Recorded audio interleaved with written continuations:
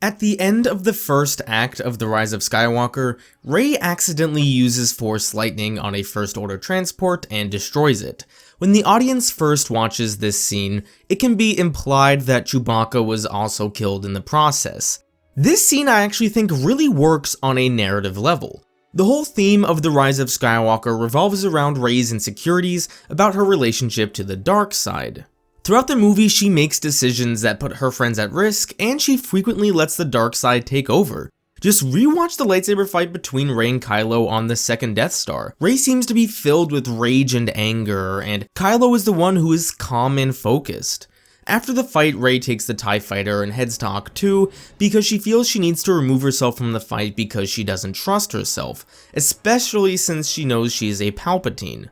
Going back to the Force lightning scene, this scene's goal narratively is to add on to the reasons why Rey would isolate herself in the first place. She let anger consume her, and because of it, she killed Chewbacca, one of the few remaining characters from the original trilogy.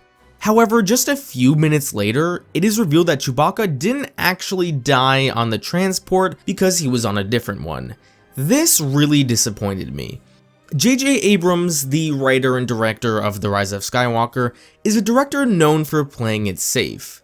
What does playing it safe mean? I would say safe storytelling is when a story sticks to elements that have been proven to work narratively, or a story tries to cheat good storytelling. What do I mean by cheat good storytelling? Because that is pretty vague. I would say cheating good storytelling is when you try to have a moment hold significant emotional weight, but you don't want to do the legwork to build up to that emotional moment. I would say the inclusion of Palpatine in this movie is a good example. Now, I'm not hating on this movie. As I said before, I think the transport scene really works. But there are a few lessons I think a lot of people can learn here. With Palpatine, he was not set up for this movie in either The Force Awakens or The Last Jedi, and he is also a returning character. Including him, I would say, is safe because the writers don't need to devote screen time to explaining who he is or why he's a threat. We know who Sheev Palpatine is. He is the Emperor. He is the Sith Lord. He is clearly a threat.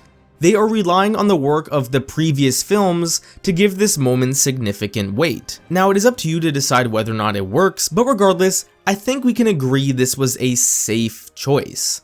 Safe storytelling doesn't automatically mean bad. I think overall The Force Awakens is a safe film that really works on numerous levels. And I think there are a lot of decisions in The Rise of Skywalker that I think are also safe and still really work. But the safest decision by far in this movie, besides the return of Palpatine, is easily not killing Chewbacca and faking out the audience. And unfortunately, I don't think this is an example of good but safe storytelling. Let's take a deep dive into this fake out death and see why it can be so frustrating for a viewer. Have you ever heard the phrase, "you can't have your cake and eat it too"? Now, if you haven't heard this phrase before, it basically means you can't enjoy both of two desirable events that are both mutually exclusive. This is how I would describe this scene here. If Chewbacca had remained dead, this would be one of the least safe decisions in all of Star Wars. Think about it. Up until this point, Lucasfilm has been criticized for killing off the characters from the original trilogy.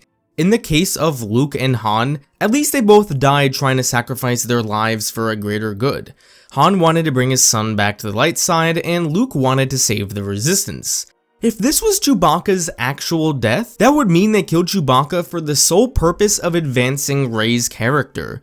Chewie did not sacrifice himself for anything noble, he died because of Rey's carelessness. This would have no doubt pissed off a lot of people, but in the process it would have added significant weight to Rey's arc in this movie. So this is what the writers wanted from this scene, to have Chewie's death add significant emotion to Rey's arc.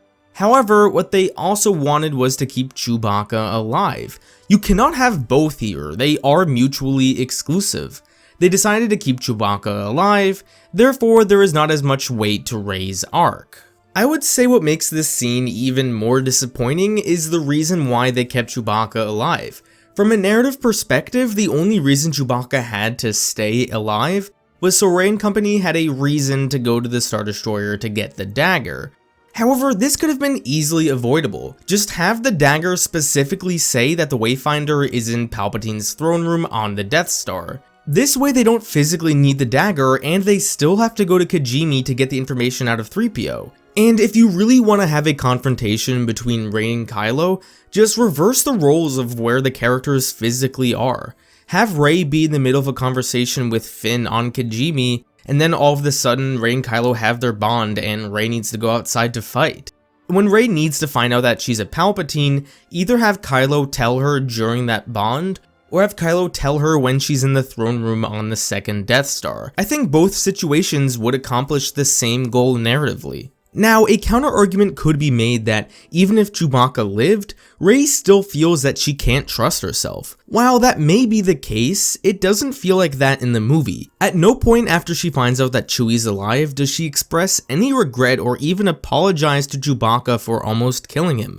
The fact that Rey used lightning to almost kill Chewie is never addressed again. If they wanted to have this scene really haunt Rey, then numerous times throughout the movie they should have had Rey been terrified of what could have been. This is something that is very relatable too. Everyone in their life has that moment where something almost went really bad and experienced the fear that results from thinking about it. And this is my biggest problem with Chewie being alive, that his fake out death doesn't feel like it impacted the story in the way that it could have. Now, while this scene didn't have the emotional impact I wish it had, thankfully I still think overall Rey's story in this movie was done really well. When Rey goes to Ahch-To, I very much empathize with her, and I think it makes for a very powerful scene when she overcomes her fears and faces Palpatine. I think having Chewbacca stay dead would have really made this movie better than it currently is, but it is what it is. Considering Chewbacca doesn't even really do much in this movie, I would have liked to seen this happen. By the way, I don't really care if it's possible or not that Rey shot lightning in the first place. I think it benefits the story, so I'm glad it happened. For everyone who watched this video, as usual, thank you so much for watching. If you want to see even more of me, then of course you can go check me out on the Chatooine Show about every Friday.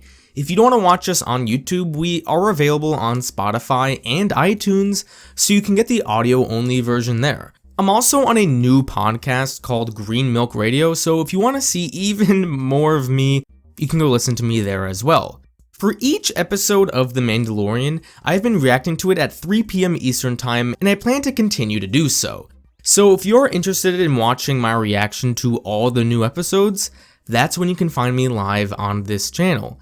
And lastly, I'm currently doing a poll where people rank their favorite Star Wars movies, and on Sunday, November 22nd, I plan on releasing the results of the poll. As of Monday, we already have around 220 votes, so if you want to vote, it would really help out, and I would greatly appreciate it. The link to the poll is in the description. I hope everyone has a wonderful day. Don't forget to like and subscribe and leave a comment. It helps out the channel a lot. Don't forget to unite the Claude Squad, and I'll see you guys next time.